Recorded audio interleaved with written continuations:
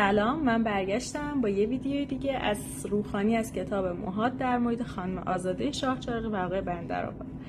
مباحثی که با هم خوندیم رو یه دور تیتروار مرور میکنیم و به مبحث جدید میپردازیم. ما راجع به نگرش متمرکز بر انسان خوندیم که 4 تا بخش داشت. 1. یادگیری انسان از محیط اجتماعی بود. 2. محیط پاسخده به نیاز انسان بود که همون هرم مازلو بود. کنترل انسان بر محیط رو خوندیم و نظریه سازگاری انسان بر محیط. بخش بعدی نگرش متمرکز بر محیطه، یعنی ما میایم ذره‌بین رو میذاریم روی محیط به جای انسان.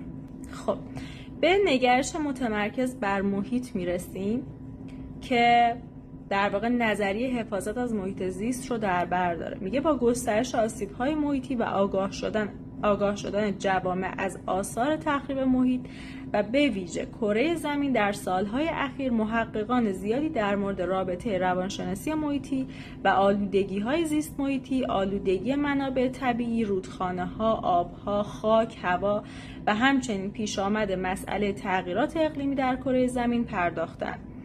در این نظریات بدون اینکه فرد نادیده گرفته شود، کیفیت و شرایط محیطی مورد توجه قرار می‌گیرد.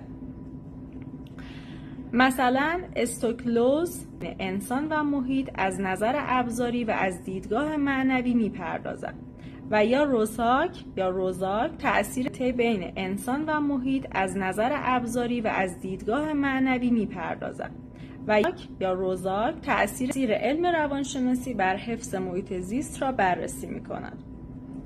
پاول بل و همکارانش نیز در کتاب روانشناسی محیط به رابطه رفتار انسان و محیط طبیعی اشاره می‌کنند و با توجه به بحران‌های زیست محیطی و تغییرات اقلیمی، تغییرات عمده رفتاری انسان در آینده نزدیک را پیش‌بینی کردند.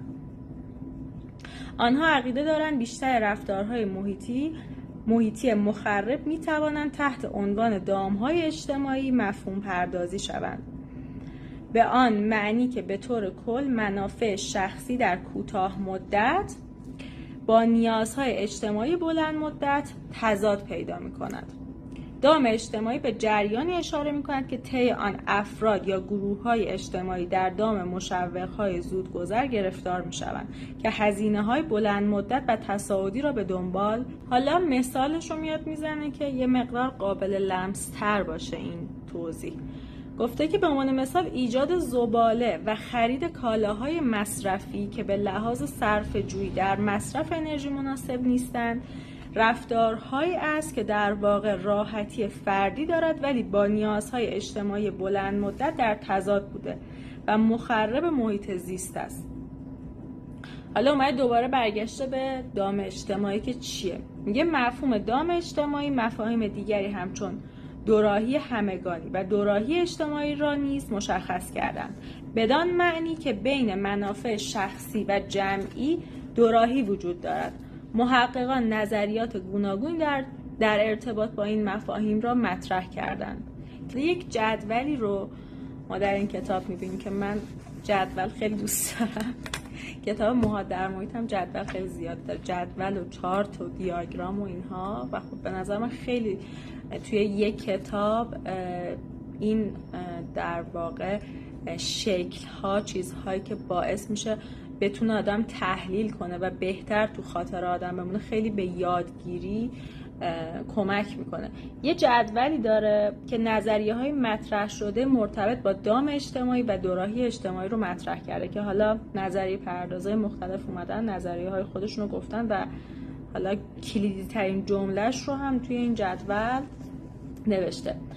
و بعدش میگه که اما در این بین پاول بل و همکارانش تو سال 2001 این پرسش را مطرح میکنن که با توجه به این موضوع چگونه میتوان از این دامهای اجتماعی رهایی یافت. تحقیقات توصیه میکنند که تقسیم منابع مشترک عمومی به قلمروهای مختلف میتواند برای مهار این مشکل مفید باشد، اما این راه حل همیشه عملی نیست. راههایی مثل افزایش ارتباطات و ایجاد اطمینان و ایجاد جاذبه برای هویت بخشی گروهی برای کسانی که به طور مشترک از منابع طبیعی واحد استفاده می‌کنند راهکارهای مناسبی هستند. و بعدش اضافه می‌کنه که رویکردهای مؤثر دیگر از جمله افزایش مشوق‌ها برای رفتارهای محافظ طبیعت، در نظر گرفتن جریمه‌هایی برای رفتارهای مخرب به حفظ منابع طبیعی کمک می‌کنند. البته محققان در زمینه اصلاح رفتار انسان در برابر محیط، به ویژه محیط زیست، برنامه‌های تشویقی و تنبیهی را در کوتاه مدت مؤثر اما پرهزینه می‌دانند و برنامه‌های آموزشی برای اصلاح رفتارها را ارزان‌تر اما قابل اثرگذاری در دراز مدت. به آنچه توضیح داده شد، در سال‌های اخیر بسیاری از پژوهشگران حوزه روانشناسی محیطی دنبال یافتن راه حل‌هایی برای اصلاح رفتارهای انسانی نسبت به محیط و به ویژه مسائل زیست محیطی هستند. خب اینم که واضح و آشکاره و خب مبحث و موضوعی که خیلی گریبانگیر کشور ما هست که این حجم از زباله و تخریب محیط زیست واقعا خیلی عجیبه و این همه خودخواهی و دل نسوختن آدمو برای محیط زیست خیلی بر خود من همیشه عجیب بوده و به این فکر میکردم که این تفکر از کجا نشأت میگیره. حالا اینم نوشته که آموزش یک راه خیلی مطمئن تری هستش که حالا میتونه از کودکی شروع بشه.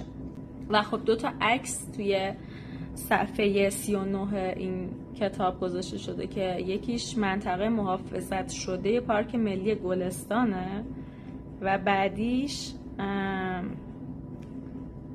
سواحل دریای مازندرانه که خب من میذارم عکسشو، حالا اینا رو شاید نذارم، این عکسای واضح تری بذارم. و میگه که خب رها کردن زباله ها و تخریب محیط زیست به وسیله مردم ناهنجاری رفتاری نسبت به محیط زندگیشان محسوب می شود.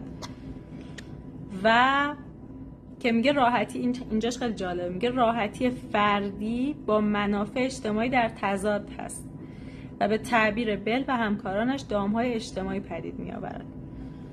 و همین، مرسی از نگاهتون. قسمت بعدی که قرار با هم دیگه بخونیم نگرش تعاملی انسان